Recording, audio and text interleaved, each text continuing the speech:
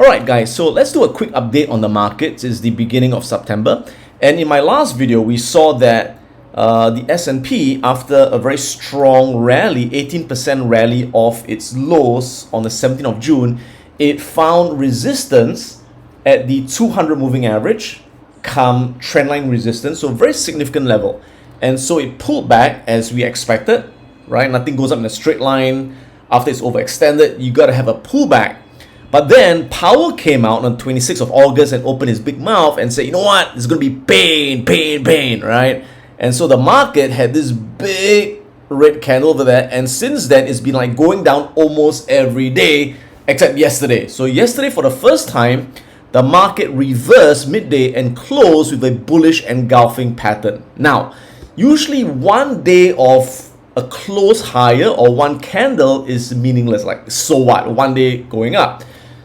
But it happened at a pretty significant level, and this level you can see over here where the market kind of like bounced back up with a bullish reversal candle, happened to be the confluence points of, number one, a trend line support. So you can see that from the 17th June low, if you connect this swing low to this swing low, it matches with this swing low. So we've got a trend line support over there. Okay. At the same time, you can see that if you take this entire wave up, this is the A to B wave, and you can see from the B retracement, this level is exactly the 61.8% Fibonacci retracement level. And this also happens to be where the market used to gap, right? It was actually the beginning of the gap down, and it also acted as strong resistance over here before it broke out. So in other words, this level that you see over here, which is roughly about 3009, thereabouts 3009, is a significant level which the market has bounced back above. You're right, rejected off that level. So what does that mean? Does it mean that we're definitely going up? Of course not. There's no way to predict for certain exactly where the market is going to move. But what we can see is this is a possible level of reversal in the markets. So question is, today when the market opens, will we continue going higher? Well, all depends again on what Jerome Powell says at 9:10 a.m. So 9:10 a.m. today Eastern time, before the market opens, the Fed Chair Jerome Powell will be coming out giving another speech. Every time he gives a speech, people panic. Oh my God, don't say the wrong shit again, right? So what he says is going to make a big difference. If he is, again, really aggressive, I'm going to cause pain to the markets, then we could break that support level. But if he comes out and he's not as aggressive as people expect, then we have a pretty good chance the market's going to rally back and retest that previous high to see whether we can break through or not, right? So in other words, today's pretty critical, and we'll see what happens today. Now, some of the people have been saying, but Adam, now it's a bit too early for the market to rally back up because it's only early September, and September is historically known to be a very bearish month. The market tends to bottom only at the middle or the end of September and then set up a year-end rally. Well, that's true. If you take a look at history, by the way, this is from my monthly investment newsletter that I send to all my students. Let me just bring it up. There we are. Yep, so this is the latest issue of my newsletter, just came out yesterday in fact, and I'm just going to show you a few things from my newsletter. One of which is, of course, this pattern that I've talked about many times in the past, that if you take a look at most years of the S&P 500, there is a seasonal pattern. And so you see, usually what happens is in the month of September, the market tends to get bearish all the way to the end of October, and just before November we have got that year-end rally. Again, it doesn't happen all the time, but it happens more often than not. This is just what we call the seasonal patterns of the market. But this year is different because this year, as we know, is the US midterm election year, and you can see that all the past midterm election years, they look slightly different. In fact, they tend to be more bearish in September than normal years. You can see that during midterm election years, the market tends to actually start getting bearish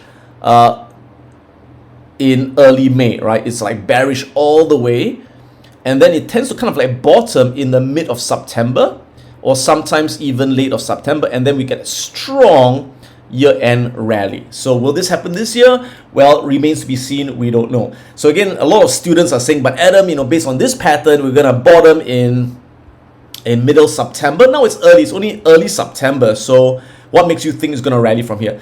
So remember that all these seasonal patterns, they don't predict for certain. It's just a pattern. Sometimes it could bottom earlier, it could bottom later, but it's just a guide. So a lot depends again on what the Fed says today.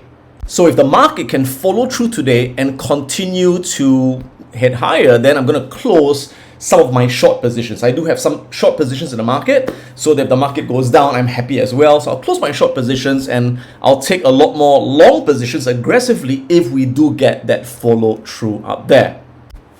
So in his last speech at Jackson Hole, basically Powell said, I'm going to continue to raise interest rates. I'm going to continue to tighten the economy until I see that inflation is indeed coming down.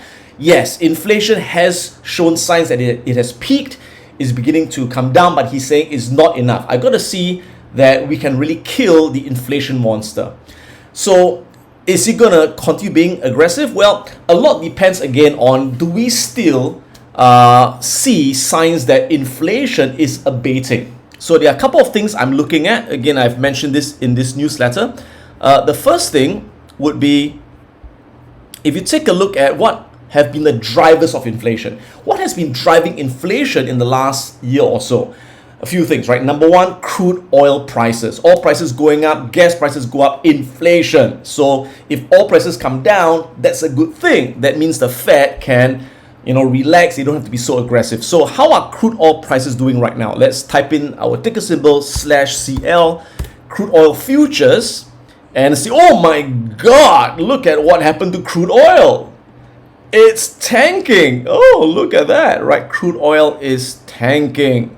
So that's good. I mean, for the Fed, right? So that means the Fed will not have to deal with rising gas prices. But again, this is just one part, which is crude oil futures. What else is affecting inflation? Housing. All right. So, housing prices, housing volume has been creating inflation. And what's happened to housing? Housing has more or less crashed. Right? Good. That's good. Okay. So new home sales year on year are down like 35% year on year. So new home sales are going down. Home prices are still increasing, but at a decelerating rate. And of course, we know that new mortgage applications and mortgage refinancing has crashed as well, because now mortgage rates are above 6%. So again, this is what the Fed wants to do. The Fed wants to basically, pop these little bubbles to kill inflation. Once they kill inflation, they can say, we've done our job. We don't have to tighten the screws anymore, and the market can, hallelujah, go up. All right. So home prices have been moderating. The other driver of inflation has, of course, been supply chain disruptions that's been causing the increase in transportation prices, especially freight prices, right? Shipping freight prices.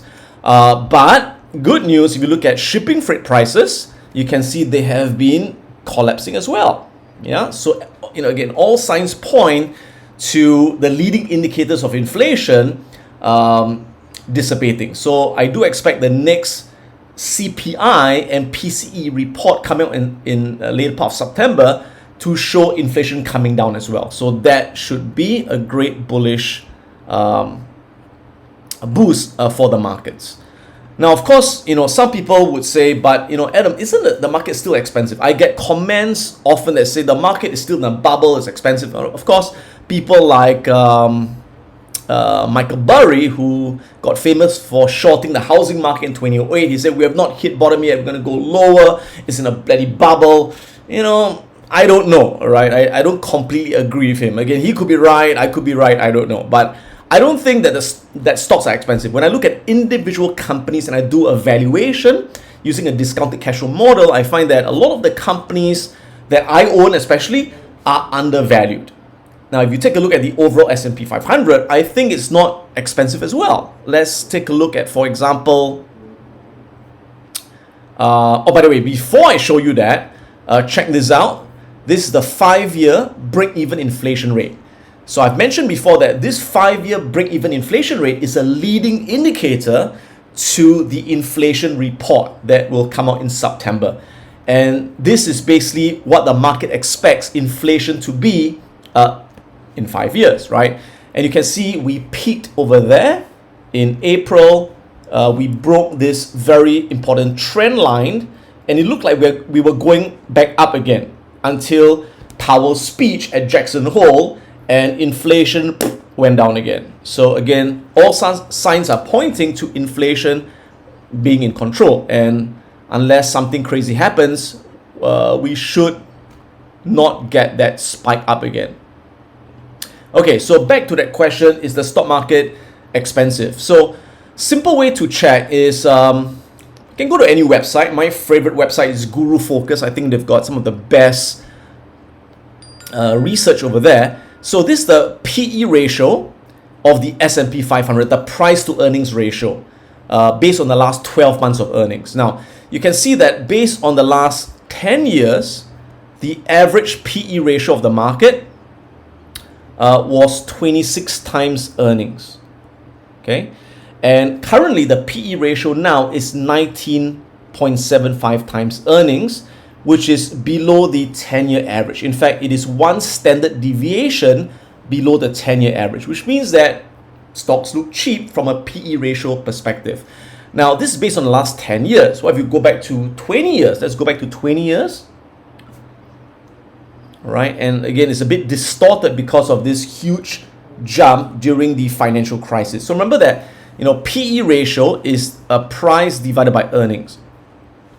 What happened during the financial crisis was that when corporate earnings dropped by 50%, earnings declined, right? So when the E goes down, the PE shoots up. Hence, you get this huge increase in the PE over there, which kind of like distorts the chart. But even then, you can see that in the last 20 years, the average PE was 26 times earnings. And again, we are now at 19 times earnings. We are now near one standard deviation below the mean. So in other words, based on PE, the market doesn't look really expensive. It looks, in fact, pretty cheap. Now, some people would say, hey, how about looking at the Shiller PE ratio?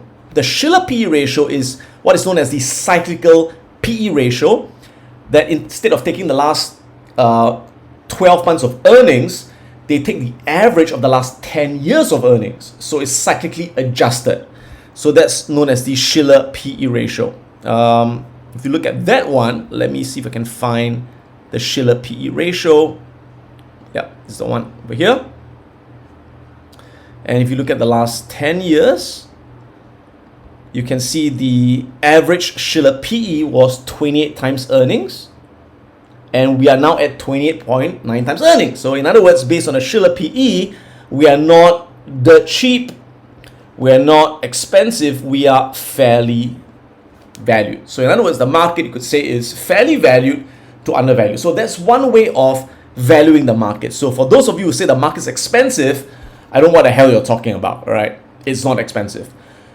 Now, another way to value stock market, right, to know whether stocks are cheap or expensive, is relative to other asset classes. So stocks are always compared to bonds because money has to go somewhere. People have to park their money somewhere. If they just leave it in cash, it's losing value from inflation. So they have to put it somewhere. And usually the somewhere is between stocks and bonds, generally stocks and bonds. And of course, some in real estate, some in art, some in crypto, right? But a lot of these other things like crypto and gold, they are non-productive assets. They don't generate cash flow. So generally, it's between stocks and bonds.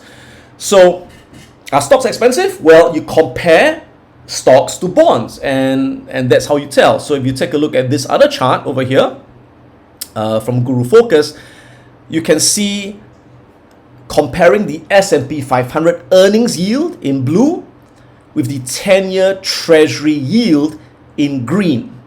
So currently, you can see that the S&P 500 earnings yield is 5% right now. Okay, the S&P earnings yield is 5%. Now, earnings yield is basically the inverse of PE ratio. So if you take PE ratio and you invert it, right? You invert it, you get the earnings out of the price you pay. So if you pay $1 for something and it earns you 5 cents from that $1 you pay, your earnings yield is 5%. Comprende? Okay. So right now, if you invest in the S&P 500, you are getting 5% yield on your money. In other words, for every $1 you pay to buy the S&P 500, you're getting 5% in terms of profits, right? Which can be paid out as dividends or reinvested in the company or used to buy back shares, okay? But if you buy bonds, right, the 10-year treasury bond, which is a 10-year government bond, right, the 10-year bond, it's now yielding 3.27%. So logically, think about it. Would you want to put your money in a bond locked up for 10 years and pays you 3% a year? Or would you rather buy stocks where the profits grow over time and it pays you 5%? Duh, obviously this looks more attractive than this.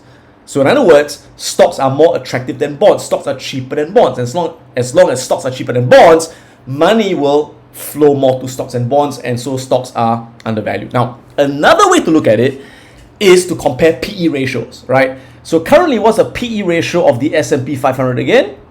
The PE ratio is, we calculated it to be 19 point something, right? Basically, if you take the earnings yield and you invert it, you take 5.06% and you invert it. So if you take 1 divided by 5.06, that gives you 19.7 times earnings. Ta-da!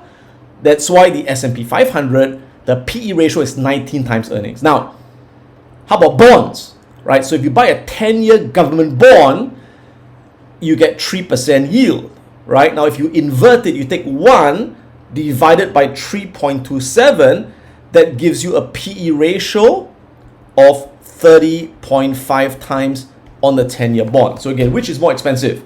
The 10-year bond at 30 times earnings or the S&P at 19 times earnings? Duh, right? So again, you can see that using whatever measure, stocks are not expensive. They are fairly priced, or one could argue that they're actually cheap.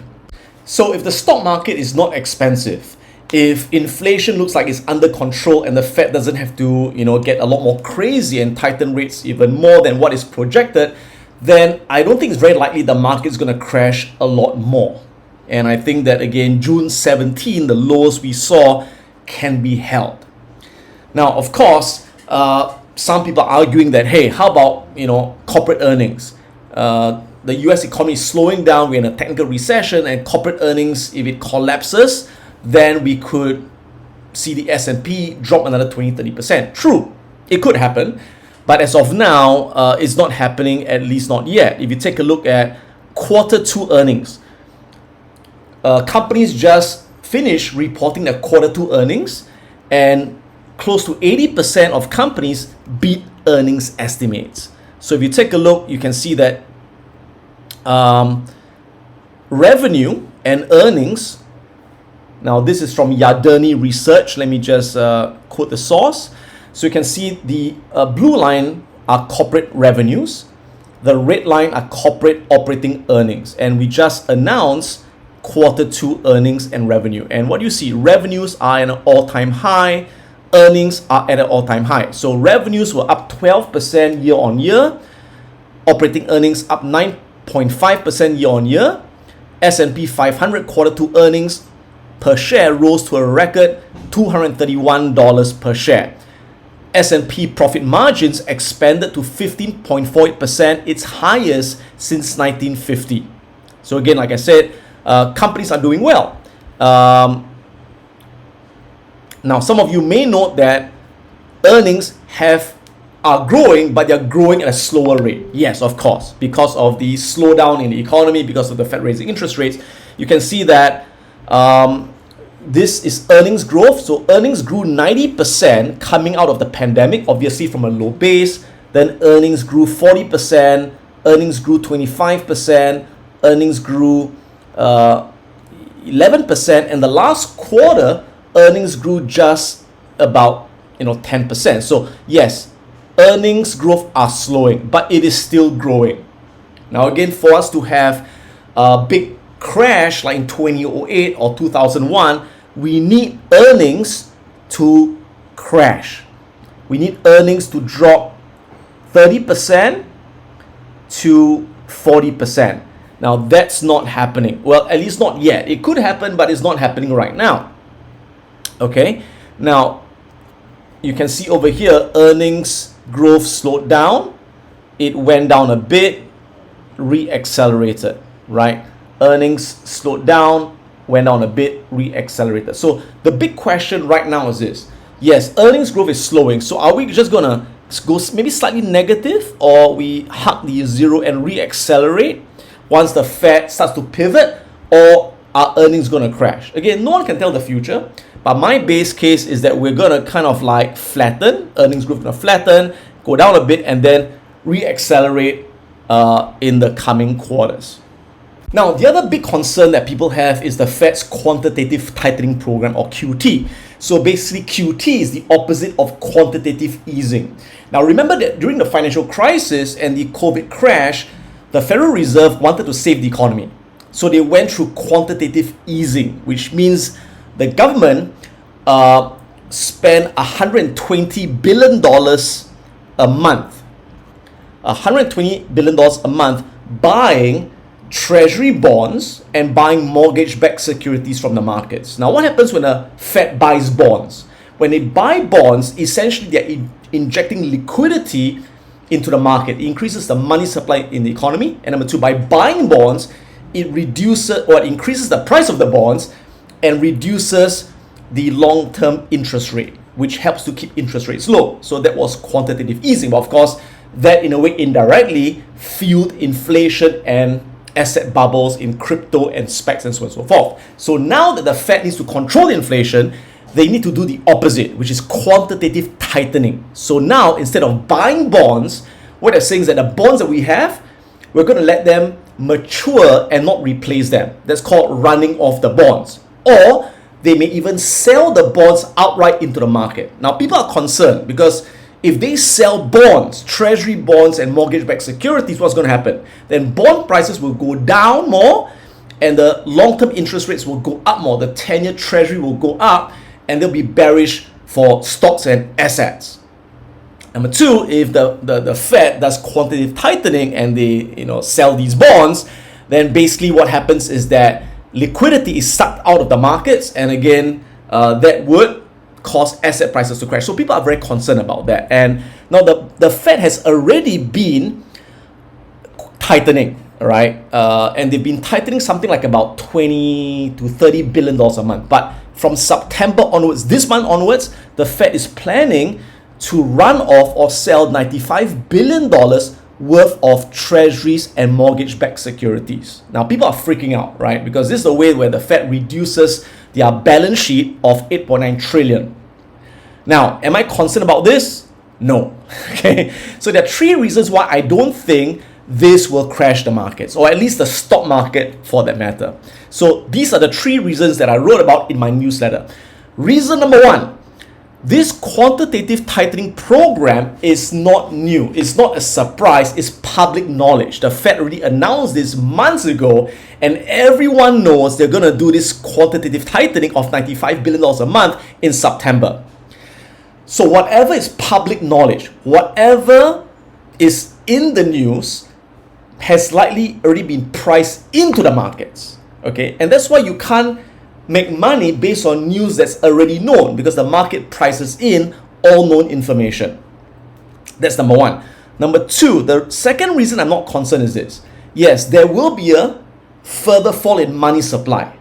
There will be a further drop in liquidity. But this will mostly affect non-productive assets like gold, cryptocurrencies, and unprofitable companies. Because a lot of these speculative assets, they rely on cheap money to stay inflated. So without the cheap money, crypto will collapse. So specs will collapse. Unprofitable companies will collapse. So unprofitable companies will find it more and more difficult to raise funds because of high interest rates, in a tight monetary environment, many of them will go bankrupt in the process. So, but for me, since I only hold profitable companies that derive their value from their own free cash flow generation, and I know their intrinsic values will rise year after year, their fall in stock price temporarily is not a concern because they're going to bounce back very, very fast. So when I own companies like Microsoft, like Adobe, like United Health, they make money, they generate free cash flow. So, they will keep increasing value. But again, if you're holding companies that don't make money, it's just a lot of speculation, then, I'm sorry, it may never come back, okay? The third reason I'm not too concerned about this is because any running off or selling of the 95 billion of bonds a month may seem huge to most people, but in the context of the Fed's 8.9 trillion balance sheet, and in the context of the Fed's 2.18 trillion reverse purchase agreement facility called repo facility, and they have the 1.8 trillion treasury general account, it would take about 2 years to work off reverse repos solely through quantitative tightening. In other words, the Fed has a buffer of about $4 trillion in reverse repo agreement facilities and treasury general account. And just to work through the repo, it'll take almost 2 years to work it off. So now, if you don't understand the technicality of it, you can read in my newsletter. I explain exactly what is the repo agreement, what's the treasury general account. I won't go into that in detail, but the long and short of it is that this $95 billion a month is no big deal. It's no big deal. It's a drop in an ocean of the liquidity that's still in the markets. All right, so this has been a quick review of the markets. Let's see what happens today, whether Powell can say the right thing and whether markets can bounce back from this support level it's now at, or could we go back and retest the lows in June before we finally bottom in mid-September and we enjoy the year-end rally in the markets. So we'll see how, and I'll see you in the next video. If you want to catch my latest videos, click on the subscribe button right now. Click on the bell so you get instant notifications once I upload my latest video. If you want to check out my online courses, go to piranhaprofits.com. We're going to learn how to invest and how to trade the financial markets and create an income from all around the world. If you want to join my live Wealth Academy program, go on to wealthacademyglobal.com and find out more about how you can learn investing and trading live online. This is Adam Khoo, and may the markets be with you.